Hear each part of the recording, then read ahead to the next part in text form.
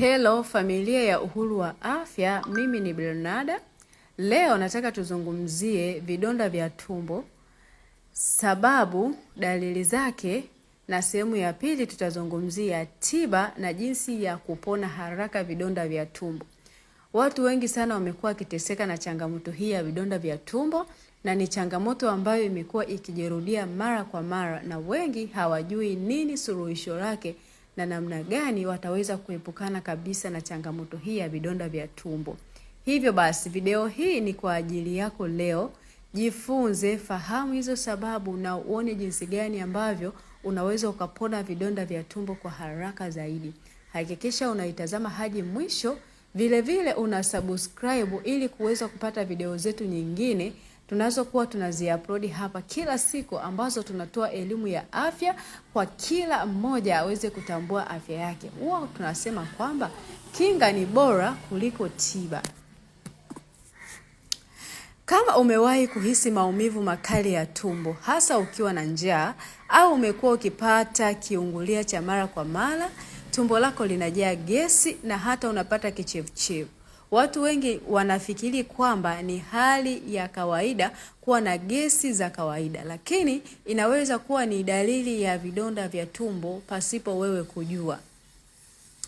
Hivyo kama ambavyo nilikwambia katika video hii, nitakuelezea vidonda vya tumbo ni nini, vinasababishwa na nini, dalili zake ni zipi kwa watu, na watu gani ambao wako hatarini kupata changamoto hii ya vidonda vya tumbo. Lakini vile vile tutakueleza njia sahihi za matibabu na jinsi ya kujikinga.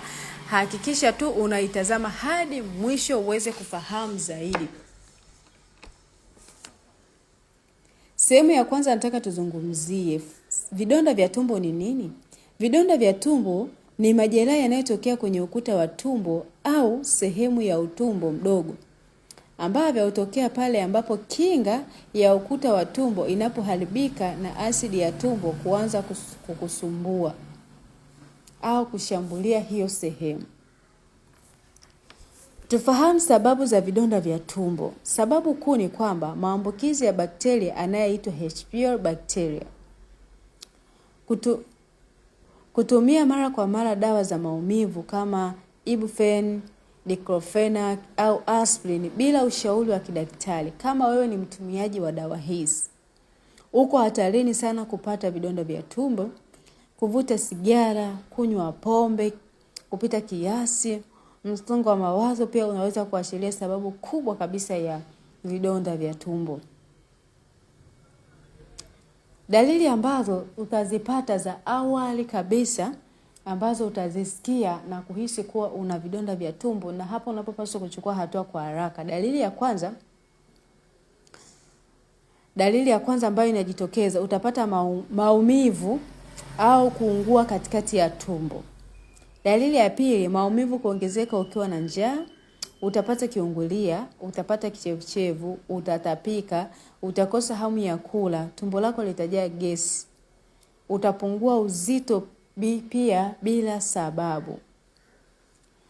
Dalili za hatari zinazohitaji zaidi unapopatwa na dalili hizi kwenda hospitali mapema kuonana na daktari: kutapika damu, kupata choo cheusi kama rangi ya lami, utapata maumivu makali yasiyoisha na yasiyoelezeka, utazimia au kuwa dhaifu sana kila mara unapopata hayo maumivu. Hizi ni dalili za hatari sana za ujauzito.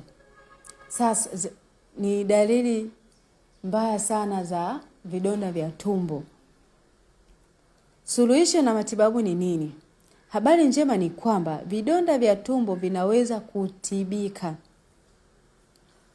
Madaktari wanaweza kupendekeza dawa za kupunguza asidi ya tumbo kama omeprazole au pantoprazole. Iwapo chanzo ni bakteria H. pylori, utapewa mchanganyiko wa antibiotic pamoja na dawa za kupunguza asidi. Ni muhimu kumaliza dozi yote hata kama dalili zimepungua kabisa. Usitumie dawa bila ushauri wa daktari. Vyakula vinavyoweza kukusaidia: ambavyo unapaswa kula: uji mlaini kama uji wa tamu lishe, ndizi zilizoiva, viazi vya kuchemsha, wali, samaki na kuku waliochemshwa, mboga za majani, matunda yasiyokuwa na uchungu mwingi wala asidi. Ni vitu gani unapaswa kuepuka? Ni kama kula pilipili kwa wingi, vyakula vyenye mafuta mengi, pombe, sigara, kahawa nyingi ikiwa inaongeza maumivu, soda nyingi ikiwa inachochea dalili. Jinsi ya kujikinga: osha mikono mara kwa mara, kula chakula kisafi, tumia maji salama, epuka kutumia dawa za maumivu bila ushauri wa daktari, acha kuvuta sigara, punguza matumizi ya pombe, wahi hospitalini unapopata dalili ambazo tumezitaja hapo na zinazojirudia mara kwa mara. Kwa ushauri zaidi kuhusiana na changamoto hii ya vidonda vya tumbo, basi usisite kuwasiliana nasi kwa namba za simu zinapita kwenye skrini yako.